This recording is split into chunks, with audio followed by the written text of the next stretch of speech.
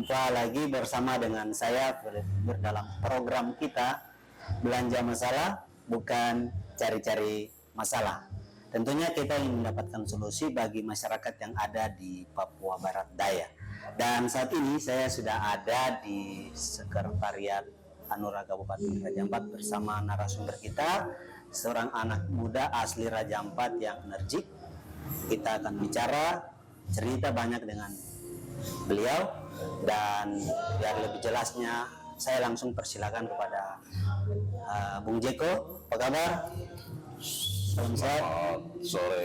Kabar baik ya? Kabar baik. Ya, mungkin bisa perkenalkan diri, terus aktivitas di masyarakat dan jabatan hari ini di partai, bahkan aktivitas masyarakat lainnya kepada kita sekalian. Silakan. Ya baik, terima kasih. Saya Yakobus Humpes. Ya. Aktivitas setiap hari sebagai aktivis dan juga di partai saya sebagai sekretaris Partai Hanura. Sekretaris ya? Ya, sekretaris. Hari ini di pertarungan Pileg di 2024 saya juga masuk di bursa pencalekan. Saya caleg dari Partai Hanura Dapil 1 nomor urut 10. Dapil 1 nomor urut 10. Luar biasa. Aktivitas masyarakat lainnya mungkin ada atau sudah menikah nih atau belum? Sudah. Oh, sudah menikah. Sudah. Luar biasa. Sudah kawin tapi belum nikah. Oh, ya. Luar biasa. Ya, ini Bung Jeko. Ya, saya lebih kenal, sering dipanggil Jeko ya. Ya. Sekretaris Hanura DPC Raja Ampat ya. Ya. Juga seorang aktivis yang ada di Kabupaten Raja Ampat. Ya, saya juga kenal beliau cukup lama ya, di Sorong juga dengan teman-teman Gampi kalau tidak salah ya. Dan itulah tadi perkenalan kita dengan Bung Jeko sebagai sekretaris Hanura Raja Ampat. Dan tema kita kali ini adalah caleg OAP adu gagasan. Dan sebelum kita akan lanjut bicara banyak lagi bersama dengan narasumber kita, kita break sejenak dan kembali setelah yang satu.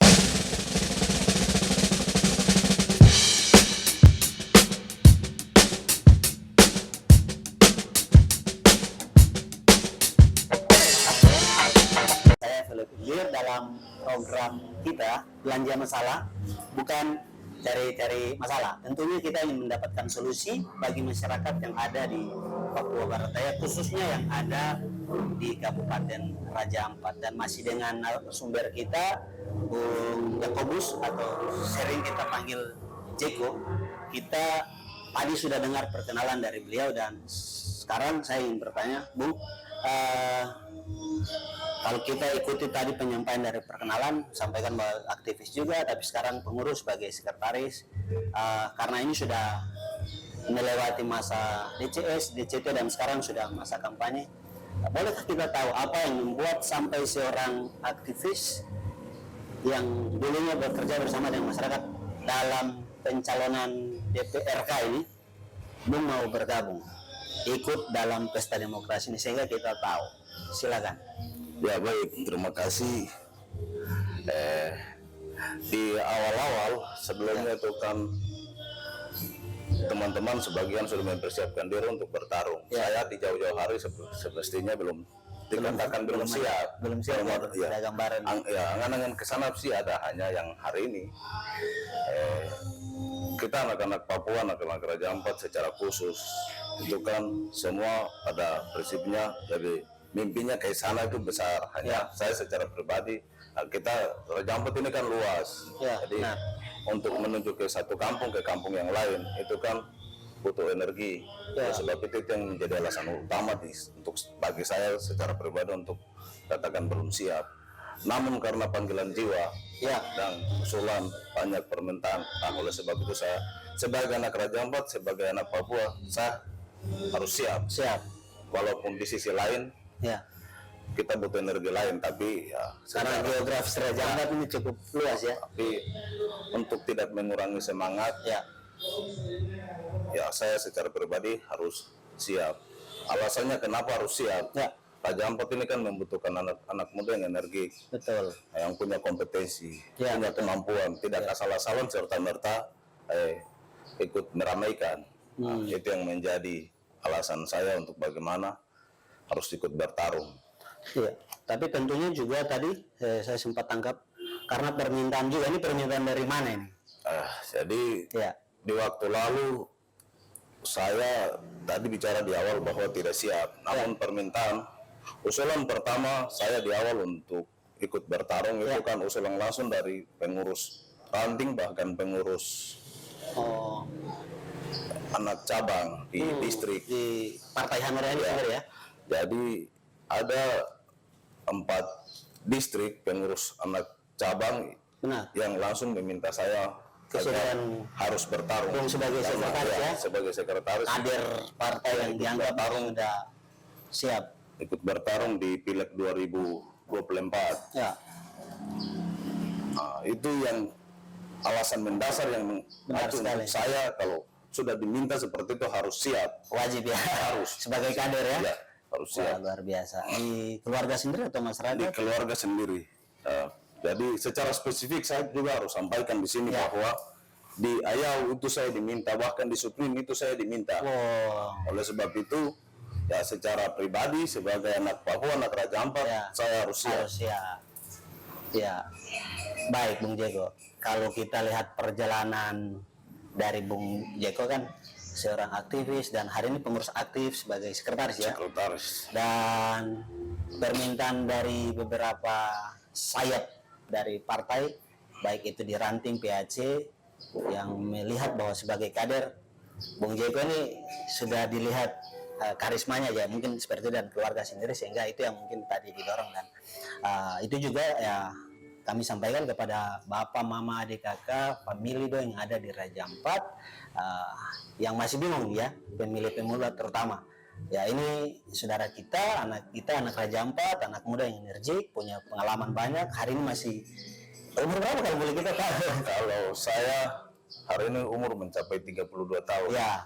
Mau bilang terlalu muda sih, tidak terlalu muda, terlalu tua. Tapi yang pasti kalau kita lihat ini masih pucuk ya, masih muda, dan kalau sudah diminta oleh masyarakat berarti ini satu penilaian tersendiri yang harus kita apresiasi dan kita percaya bahwa kedepannya Bung Jeko dengan pengalaman yang ada ini bisa membawa masyarakat Raja Ampat tadi lebih baik dengan geografis Raja Ampat yang sangat luas, kurang lebih 600 sekian pulau yang ada. Kita akan lanjut lagi ya Bung ya, pemirsa di rumah, namun kita akan kembali setelah ya,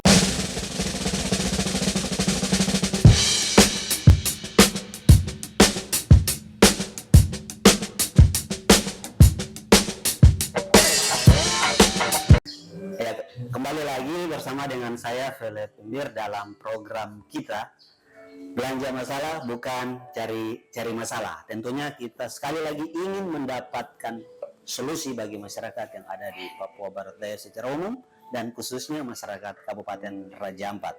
Dan masih dengan narasumber kita Bung Jeko, kita akan bercerita lagi, kita akan gali lagi lebih banyak terkait dengan soal-soal persoalan yang ada, tapi juga tentunya supaya kita mendapatkan solusi sehingga masyarakat mendapatkan jawaban dari apa yang mereka rasakan di saat ini. Bung Jeko, kalau kita lihat ya, sudah ada dapat dukungan, punya pengalaman di masyarakat, tapi juga sebagai kader, dan hari ini mendapatkan rekomendasi. Mungkin bolehkah kita tahu yang nantinya ke depan, jika Tuhan izinkan ya, amin ya, duduk bersama DPR di Kabupaten Raja Ampat, nanti apa yang perlu diperhatikan dan apa yang harus menjadi prioritas sehingga masyarakat harus pilih Bung Jeko yang hari ini maju dari Dapil 1 nomor urut 10. Silakan.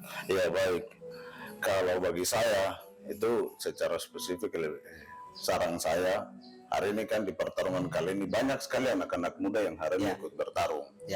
Jadi saran saya hari ini anak-anak Raja Ampat tidak asal-asalan mengikuti pesta ini, ikut bertarung, namun bagaimana ikut bersaing dengan teman-teman lain, saudara-saudara yang lain.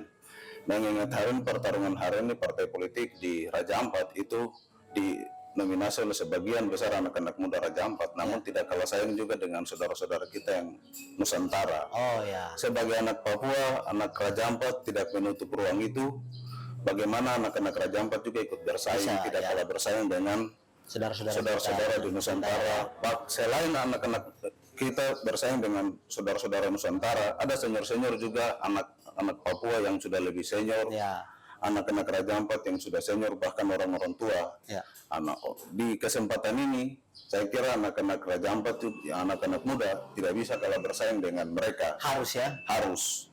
Dan di momentum ini pun saya ikut mendukung semua anak-anak Papua, anak-anak Raja Ampat yang bersaing untuk maju di Pileg 2024, khususnya di Raja Ampat. Itu saya ikut mendukung semua. Bagaimana kita anak-anak Raja Ampat mengadu gagasan, adu ide untuk untuk bagaimana membawa Raja Ampat meyakinkan masyarakat lebih baik ya. Kita anak-anak Raja Ampat tidak boleh saling menjatuhkan, benar sekali, itu poinnya. Saling menjatuhkan, tidak boleh kita bangun isu politik di masyarakat yang akan merugikan kita masyarakat. Untuk tidak boleh ada pecah belah politik, terutama saran saya itu politik identitas itu tidak perlu kita bangun, karena mengingat kita di Raja Ampat ini kan majemuk, ada saudara-saudara kita dari Nusantara. Di Raja Ampat ini juga ada beberapa suku. Oleh sebab itu, bagaimana anak-anak Raja Ampat itu bersaing secara sehat. Itu lebih dulu. Yang berikut, bukan di kesempatan pileg ini dimanfaatkan oleh anak-anak muda untuk bagaimana mencari pekerjaan, karena di pertarungan ini bukan tempat untuk kita mencari pekerjaan, tapi bagaimana kita anak-anak Raja Ampat ikut bersaing di parlemen nanti untuk bagaimana mampu memperjuangkan aspirasi rakyat Raja Ampat secara khusus. Pengabdian jadi di lembaga parlemen itu bukan tempat untuk kita mencari pekerjaan, tapi bagaimana memperjuangkan aspirasi rakyat, itu jauh lebih penting, jauh lebih efektif ya. Ya, luar biasa sekali ya. Saya sangat bersyukur sekali ya ada anak muda Raja Ampat yang cerdas, ikut menyuarakan walaupun beliau caleg juga, tapi memberikan semangat yang sama kepada saudara-saudara Raja Ampatnya yang lain, anak muda, untuk bersaing secara sehat. Dan silakan, tetapi tentu menjaga supaya pemilihan legislatif DPRK Kabupaten Raja Ampatnya tetap aman tanpa ada black campaign kepada kita sendiri, orang asli Papua di Raja Ampat, tapi juga saudara-saudara Nusantara, karena pertarungan kita adalah pertarungan ideologi ya. Sehingga dengan demikian Raja Ampat akan lebih baik karena mempunyai calon atau wakil rakyat nantinya yang berkompeten walaupun muda ya. Luar biasa sekali. Jadi yang perlu saya tanggapi itu kita perlu belajar dari pengalaman masa lalu. Kualitas anggota DPR itu bukan asal-asalan, tapi bagaimana masyarakat juga ikut menentukan. Karena di pertarungan ini banyak kita punya saudara, keluarga. Namun kualitasnya untuk bagaimana nanti ke DPR mampu memperjuangkan aspirasi rakyat, itu jauh lebih penting ketimbang kita punya hubungan emosional ada, tapi kita salah kirim orang ke parlemen itu tidak mampu memperjuangkan aspirasi rakyat. Itu jauh lebih penting catatannya ya. Yang berikut itu kita perlu antisipasi juga persoalan ini money politik. Ini juga perlu kita antisipasi karena hari ini anak muda Raja Ampat secara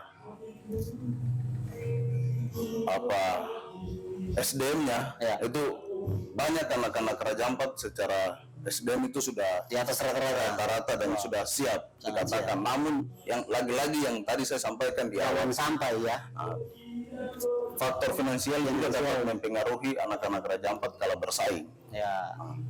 Jadi kita perlu antisipasi juga. Pesan saya bagi masyarakat, jangan juga terpengaruh persoalan finansial, karena hal ini juga akan mempengaruhi 5 tahun ke depan pengalaman di 5 tahun lalu itu sangat berpengaruh. Persoalan finansial ini akan berpengaruh kepada pemilih. Jadi bagaimana masyarakat juga ikut menentukan siapa anak Raja Ampat yang layak, anak muda bisa mewakili masyarakat Raja Ampat, masyarakat ke parlemen nanti, supaya kemudian ketika duduk itu tidak asal-asalan. Ya. Nah, bagaimana mampu membangun masyarakat di kampung, mampu memperjuangkan aspirasi rakyat di kampung. Yang berikut itu pesan juga bagi saya, itu di DPR itu kita tidak sama persis dengan kepala daerah yang nantinya punya visi misi yang membangun Raja Ampat ini sesuai dengan visi misi 5 tahun, bahkan kita punya PNJ itu 25 tahun. Nah, jadi DPR itu tidak punya visi misi untuk bagaimana menjanjikan sesuatu hal yang nantinya kemudian berdampak ke masyarakat. Namun tugas itu DPR itu bagaimana memperjuangkan aspirasi rakyat, menjaring aspirasi rakyat kampung-kampung, apalagi Raja Ampat ini kan secara khusus luas ya. Jadi bagaimana mampu memperjuangkan aspirasi rakyat itu. Iya, luar biasa sekali ya memang geografis Raja Ampat. Jadi itu menjadi pesan saya. Bung Jeko dan pemirsa di rumah, terutama buat bapak, mama, adik, kakak, family dong semua, kalau kita ikuti apa yang disampaikan oleh Bung Jeko ini sangat jelas ya, karena tugas dasar seorang DPR sebenarnya kan cuma 3 ya. Jadi masyarakat juga diajak oleh Bung Jeko untuk bagaimana bisa menahan diri tidak terpengaruh dengan money politik itu, dan terbuai dengan janji-janji beberapa calon ataupun yang membuat seakan-akan ini pemilihan kepala daerah ya.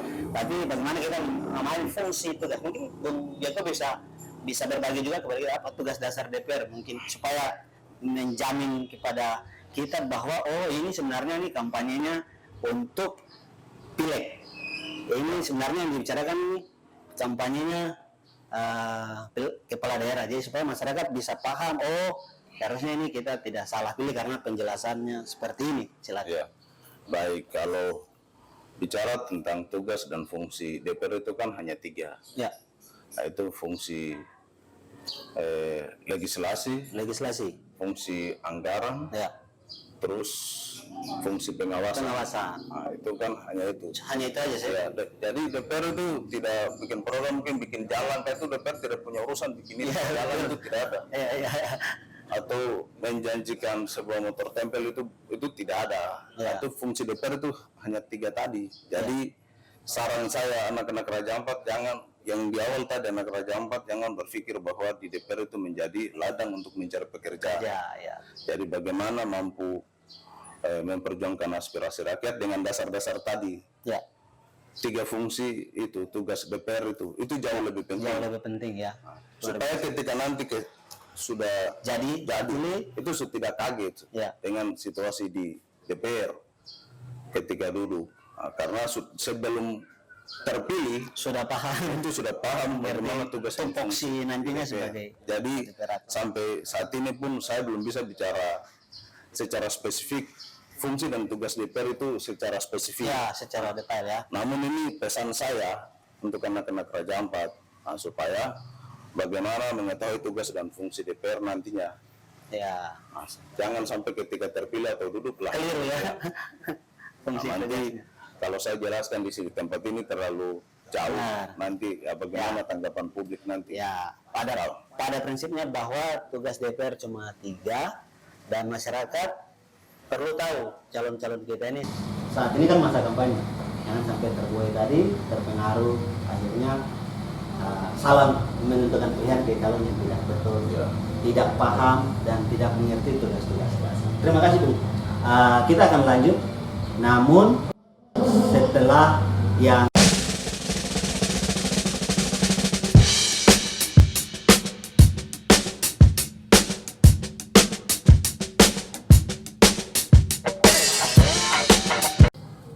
kembali lagi masih bersama dengan saya Philip Imbir dalam program kita Belanja Masalah, bukan cari masalah. Tentunya kita ingin mendapatkan solusi bagi masyarakat yang ada di Papua Barat Daya secara umum dan secara khususnya masyarakat Kabupaten Raja Ampat.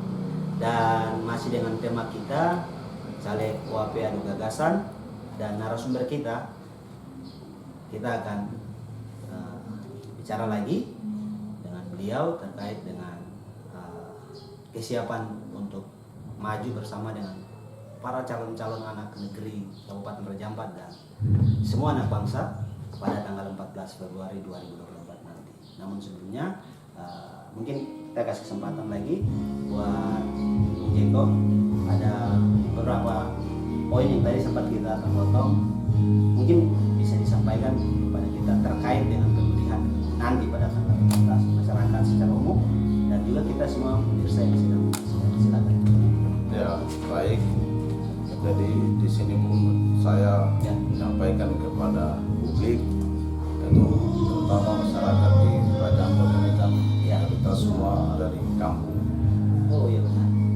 Oleh sebab itu di kesempatan ini pun saya menyampaikan bahwa semoga nanti di kemudian teman-teman caleg lain nantinya ke kampung atau masyarakat dapat mengkonsumsi berita-berita yang seharusnya itu yang benar dan tidak ikut terpengaruh, karena kadang kita salah mendapatkan informasi itu bisa dikelabui oleh oknum orang-orang yang nantinya dapat mengelabui kita masyarakat di kampung-kampung karena kita kalah informasi, jadi nantinya kita dikelabui. Oleh sebab itu orang-orang yang nantinya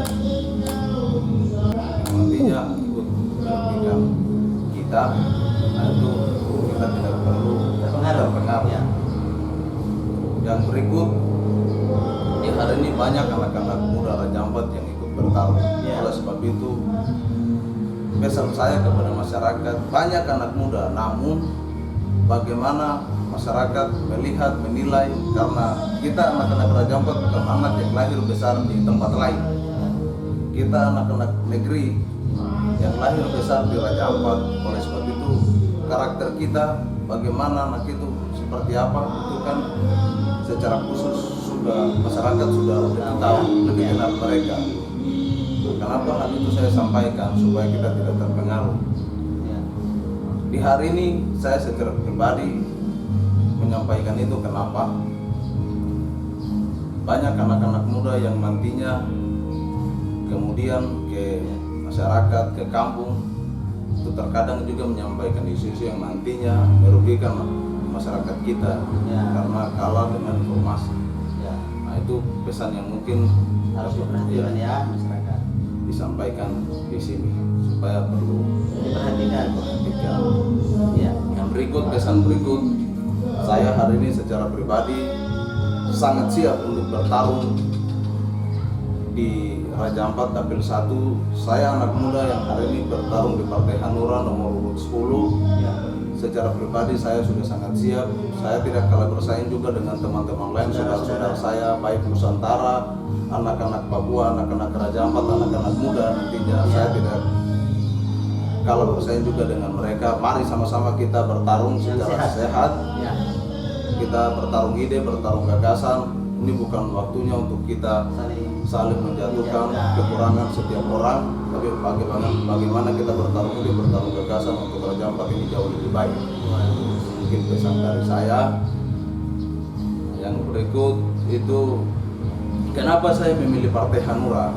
Karena setelah saya melihat Raja Ampat di 5 tahun terakhir, itu partai satu-satunya yang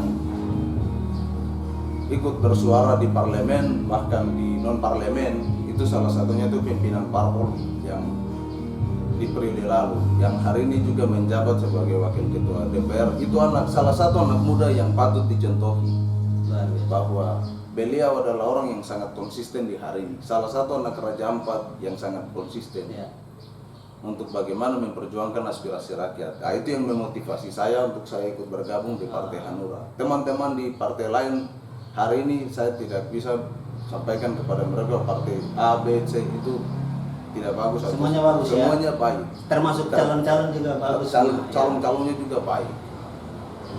Tapi saya secara pribadi lebih cenderung kepada Partai Hanura. Itu saya berkaca dari pimpinan di waktu lalu. Motivasi ya. Jadi yang hari ini juga menjabat sebagai wakil ketua DPR, bahwa sikap politiknya pun juga hari ini jelas. Sikap politik wakil ketua DPR hari ini juga saya sampaikan bahwa orang yang memotivasi saya itu namanya itu Charles Singer. Hari ini siapa anak Raja Ampat di Sorong Raya, secara umum Papua Barat saya kan tidak kenal yang nama Charles Ingi. Ya. Nah, itu seorang anak muda yang hari ini patut kita anak-anak Raja Ampat secara khusus anak-anak Papua harus berkaca dari beliau. Luar biasa. Karena terlepas dari beliau adalah politisi, beliau sebelumnya itu adalah aktivis Ya. lingkungan, aktivis jalanan.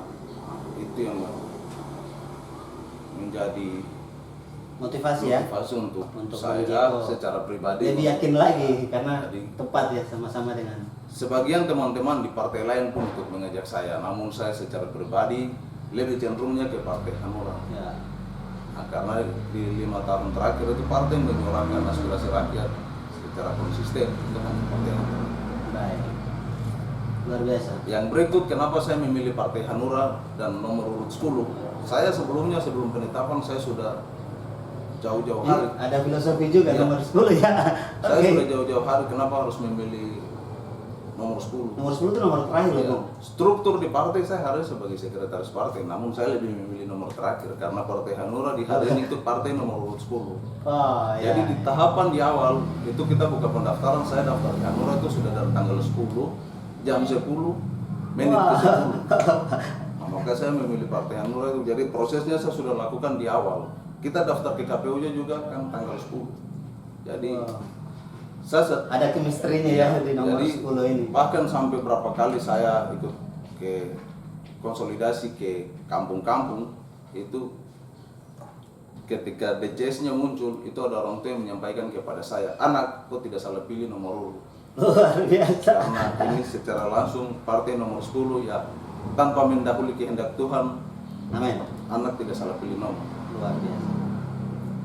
Ya, kalau boleh saya kutip nomor 10 partainya daftar ke KPU tanggal 10 jam 10 menit ke 10 Menit ke dan 10. hari ini Bung Diego sekretaris partai loh bisa ada di nomor 10 itu bukan berarti yang Ini bukan juga yang- sebagai informasi, Iya. sebagian teman-teman juga bagaimana mereka ikut bertarung, namun mereka lebih kejarnya ke nomor kecil, Iya. nomor 1, nomor 2, nomor 3. Ini pesan juga supaya kita tidak terkecoh juga hari ini bukan persoalan nomor urut yang nantinya itu jadi ukuran, tapi bagaimana kita mendulang suara sebenarnya.